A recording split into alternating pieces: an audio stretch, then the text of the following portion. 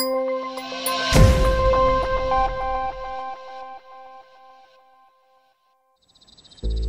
ans que la France n'avait plus reçu une finale de la Coupe du Monde de VTT, et c'est à Méribel que se sont affrontés des compétiteurs venus du monde entier en vue de remporter le classement final de la saison 2014.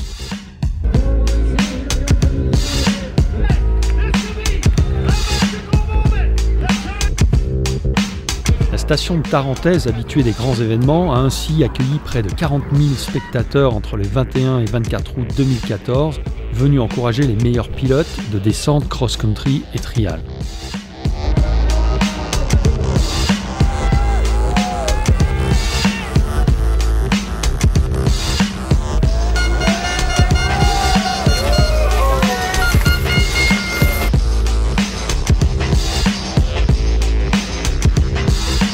Le Conseil général de la Savoie, au travers de sa marque Savoie-Mont-Blanc, a choisi d'être partenaire de cet événement exceptionnel, symbolique du dynamisme de nos stations de sport d'hiver durant la période estivale.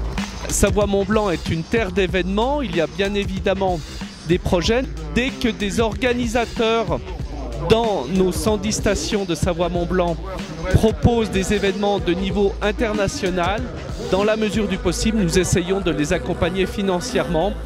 Et comme je le disais, en contrepartie de visibilité. Nous avons la chance sur notre territoire, en Savoie et en Haute-Savoie, d'avoir toute l'année, en été et en hiver, de très grands événements sportifs et qui sont des événements internationaux qui ont une très grande notoriété.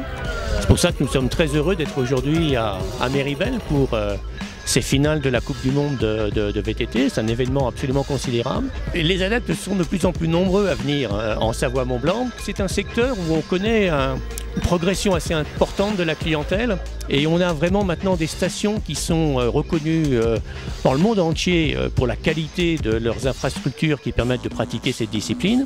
Et donc c'est vrai que notre clientèle qui fait du vélo, qui vient spécialement pour faire du vélo, c'est une clientèle internationale qui a généralement des moyens importants, intéressants, et voilà, donc on est très attentif à continuer à développer cette activité thématique autour du sport du vélo en été dans nos montagnes.